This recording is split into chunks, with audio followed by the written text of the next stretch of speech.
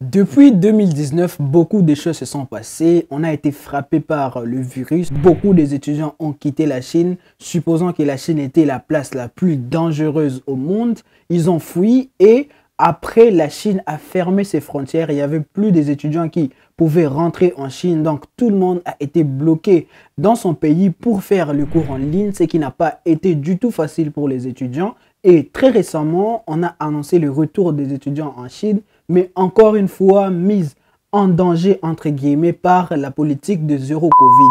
Dans cette vidéo, je vais te dire où on en est avec toute cette histoire. Quand est-ce que ça va finir? Qu'est-ce qui se passe en Chine? Si vous me suivez sur Twitter, j'ai posté un tweet où je vous avais dit beaucoup de choses s'est passées en Chine et je dois vous expliquer de quoi il s'agit parce que même il y a certains qui m'ont écrit me demander est-ce que la politique des zéro Covid va pas mettre en danger encore une fois le retour des étudiants en Chine. C'est pour vous la première fois sur cette chaîne. Abonnez-vous et activez la cloche afin d'être sûr d'être notifié à chaque fois que nous postons des nouvelles vidéos sur l'actualité à l'étranger, la vie et aussi des conseils parce que je pense que vous avez besoin de conseils des gens qui sont déjà de l'autre côté si vous voulez aussi faire vos études, faire votre vie à l'étranger et on se retrouve juste après.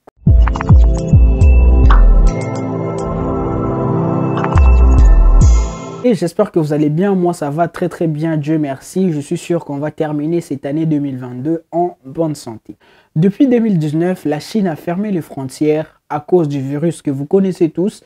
À partir de décembre 2019, il y a eu le virus. Les étudiants ont quitté la Chine pensant que la Chine était l'endroit le plus dangereux au monde et il fallait se protéger à tout prix. Ils ont fui, ils ont quitté la Chine. Certains sont restés, moi je suis resté en Chine. À partir de 2020 jusqu'en août 2022, les frontières de la Chine étaient fermées et plus personne, aucun étudiant pouvait rentrer en Chine. Donc, on a été condamné à faire des cours en ligne pendant 2 ans et demi.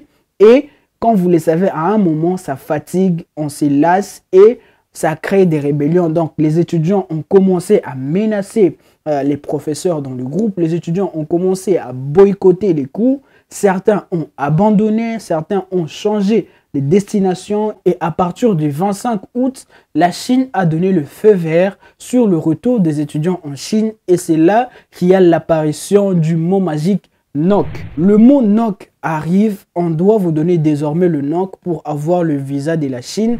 Et malheureusement, ce n'est pas toutes les universités qui offrent le NOC à leurs étudiants. Si maintenant, tu étais dans mon école par exemple, et tu étais prêt à venir en Chine, tu ne pouvais pas parce que mon université ne donnait pas le NOC. Bien sûr que maintenant, ils donnent déjà, vous pouvez rentrer. Il fallait juste donner un peu de temps aux universités et voilà, le NOC allait être délivré à leurs étudiants. Mais pendant que les étudiants en dehors de la Chine cherchaient à venir en Chine à tout prix, la vie en Chine devenait de plus en plus compliquée.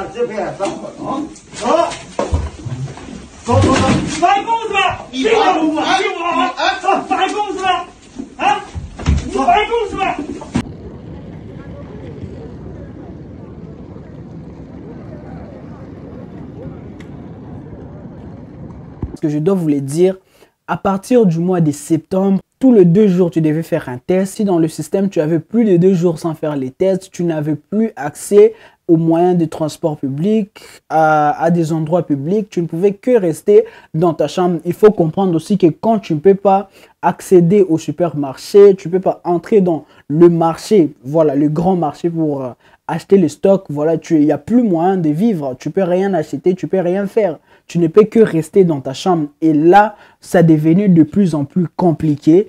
Et c'est à ce moment que la Coupe du Monde vient changer la donne en Chine. Quand la Coupe du Monde commence, on voit les gens, les Chinois ont vu les gens dans les stades qui n'avaient pas de masque. Et ils ont tout de suite compris que le virus n'était qu'en Chine.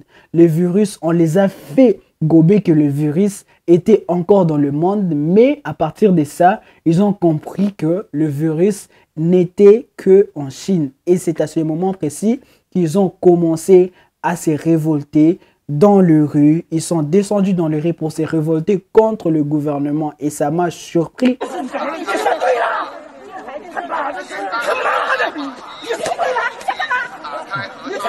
打的吗？他不是要打的吗？你这厉害是多大回事啊？我来呀，哥们儿来，哥们儿，大哥，来呀，大哥。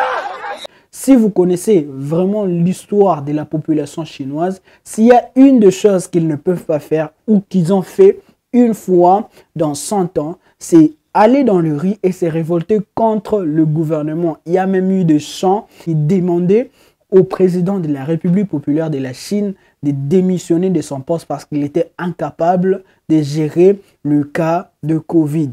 Et ça a vraiment créé des paniques, surtout aux étudiants qui voulaient venir en Chine et se disaient que ça devenait encore un événement qui allait faire basculer le retour, qui allait faire rechuter la situation sur le retour des étudiants en Chine. Mais par contre, c'est un événement qui a changé la donne et pour moi, je pense, c'est l'événement qui a marqué la fin d'un cycle parce que très récemment, la Chine a annoncé que désormais le virus n'était plus considéré comme une maladie de type A, de level 1, c'est-à-dire une maladie qu'on devait à tout prix éliminer, mais c'est redescendu au type des maladies du level 2, c'est-à-dire les maladies de level 2 en Chine, c'est-à-dire ce sont des maladies qu'on doit plutôt traiter, trouver des solutions pour soigner les gens qui sont infectés et il ne fallait pas nécessairement qu'il y ait zéro Covid pour vivre. Donc, on accepte désormais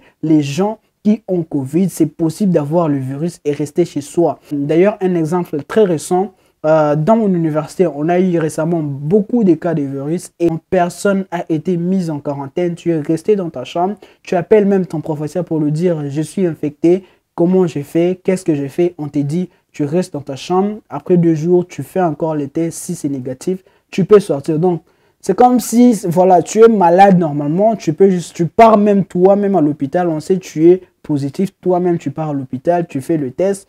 Tu achètes les médicaments et tu rentres dans ta chambre. Donc, c'est désormais une maladie à traiter et non une maladie à supprimer. Officiellement, on n'a pas parlé de fin de la politique zéro Covid. Mais pour moi, je pense que c'est fini. C'est fini parce que même les restrictions, même les affiches qu'il y avait déjà partout contre le virus, ils ont enlevé. Comme vous pouvez les voir, ils ont tout enlevé. Désormais, à Beijing, pour rentrer dans les métros, on devait scanner. On devait avoir moins de 2 jours de tests Covid. C'est fini. Là, tu es libre. Moi-même, ça fait déjà plus de 30 jours. Je n'ai pas fait le test dans leur point de test Covid. J'ai fait ça personnellement dans la chambre. Oui, mais dans le système, j'ai plus de 30 jours sans faire les tests et c'est tout à fait normal. Je peux tout faire et tout acheter sans problème. Je suis plus dans aucune restriction malgré que j'ai plus de 2 jours sans faire le test. Donc pour moi, je pense que c'est la fin d'un cycle. Tous ceux qui se disaient que est-ce que ça va encore affecter le retour des étudiants en Chine? Je pense que non, parce que même en ces moments, même quand on a eu des cas dans l'université, normalement, on devait stopper le retour des étudiants en Chine dans l'école, dans mon école précisément. Mais les étudiants continuent de venir. Mais jusque-là, ils n'ont pas encore supprimé la quarantaine pour ceux qui arrivent. Ils n'ont pas encore changé de processus pour ceux qui sont en train de venir. Mais bientôt, ça va finir. Désormais, les gens qui viennent de Hong Kong n'ont plus besoin de faire des tests pour rentrer en Chine ou pour même rentrer à Hong Kong. Donc, tout a été supprimé. Je n'ai pas encore toutes les précisions dans les autres villes, mais la majorité des villes en Chine, il n'y a plus de restrictions. Covid, c'est fini. J'ai même vu quelqu'un aujourd'hui célébrer dans le groupe de notre communauté, dire qu'ils sont enfin libres depuis 3 ans. Et quand tu vois quelqu'un exprimer sa joie comme ça, c'est-à-dire que c'est fini, il n'y a plus question d'avoir des permissions, il n'y a plus question de dire à ton responsable où tu es allé et tu es libre de sortir. Pour moi, je pense jusque-là que c'est la fin d'un cycle et ça ne change pas sur le retour des étudiants en Chine. Ça ne va pas affecter le retour des étudiants en Chine négativement, mais par contre, ça va affecter positivement. Il y aura beaucoup plus de gens qui vont rentrer. Et si je dois donner mon avis sur tout ce qui s'est passé, on a fini un cycle et bientôt nous sommes en train de reprendre la vie ancienne qui était en Chine. Nous sommes en train de récupérer la vie de la vraie Chine. Parce que sans vous mentir, ceux qui ont vécu en Chine pendant ces 3 années, c'était pas vraiment une vie à désirer. J'étais la première personne à vous dire ici, si vous pensez que les moyens ne sont pas vraiment là, ne vous précipitez pas à venir en Chine. J'ai parlé sûrement des moyens financiers pour ceux qui devaient payer beaucoup d'argent dans les billets d'avion, mais je savais comment était la vie ici. C'était pas vraiment une vie à envier. Mais là, je pense que c'est la fin d'un cycle. Tout va reprendre dans la normale et on va enfin profiter de la vie en Chine. Je ne sais pas ce que vous en pensez. Je ne sais pas si vous êtes du même avis que moi, dire que c'est la fin d'un cycle. Si vous êtes contre moi, dites-moi dans les commentaires. Je ne sais pas si les Chinois sont enfin réveillés juste par le fait de se révolter contre le gouvernement. Je ne sais pas ce que vous en pensez. Dites ça dans les commentaires. Et si vous n'êtes pas abonné à la chaîne, abonnez-vous et activez la cloche afin d'être sûr d'être notifié à chaque fois que nous postons de nouvelles vidéos. Et je vous dis à très bientôt dans la prochaine vidéo. Ciao.